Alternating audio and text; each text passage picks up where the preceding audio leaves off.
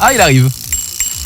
Il a gonflé les pneus de son vélo, graissé sa chaîne pour arriver à temps dans le studio de la matinale. Attention quand même, c'est Simon.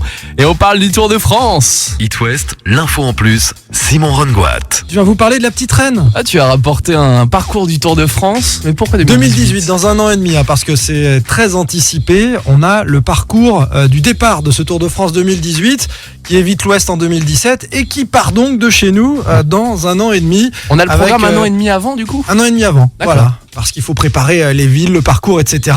Alors on savait déjà que ça partirait de Vendée. Et comme tu le vois sur cette jolie carte, Oui. eh bien ce sera de Noirmoutier, très précisément, que sera donné le départ de la première étape. Ce sera le samedi 30 juin, direction Fontenay-le-Comte, via le littoral, Saint-Gilles-Croix-de-Vie et Sables-d'Olonne. Et surtout en franchissant le célèbre passage du Gois dès le départ. Oui, mais il va falloir Ça le faire à parle, marée le Gois. basse. C'est une belle image. Est-ce que tu connais? Est-ce qu'on peut expliquer peut-être le passage du Gois à ceux qui viennent de débarquer dans Mais l'Ouest oui. qui ne connaissent pas? Oui, pas loin du pont de Noirmoutier. Alors c'est une route qui relie le continent et l'île, qu'elle a depuis bien longtemps. On l'emprunte bien sûr à marée basse. Et c'est là, comme beaucoup, que je pêche la palourde. Attention, la route est submersible. Ouais. C'est-à-dire qu'à marée haute, la route est recouverte par l'eau. Donc Exactement. les cyclistes auront intérêt de passer au bon moment. Bon, je pense que ce sera bien timé, évidemment. La deuxième étape dans l'Ouest, toujours en 2018, ce sera du plat pour les sprinters entre Mouilleron-Saint-Germain et La Roche-sur-Yon. Attention au vent et aux bordures. Une troisième étape, un contre-la-montre à Cholet par équipe. 10 ans que le Tour n'était pas passé à Cholet. Et puis la quatrième étape, ce sera au départ de la Baule. Ça, c'est l'aspect officiel et probablement en direction de Sarzeau dans le Morbihan via Guérande et Pontchâteau. Et ça, ce n'est pas officiel. Non, ce sont des supputations, D'accord. mais c'est très probable. Toujours en Bretagne d'ailleurs, selon certaines indiscrétions, ce sera Lorient, la Pointe du Raz. Magnifique arrivée à la Pointe du génial. Raz pour la 5e étape.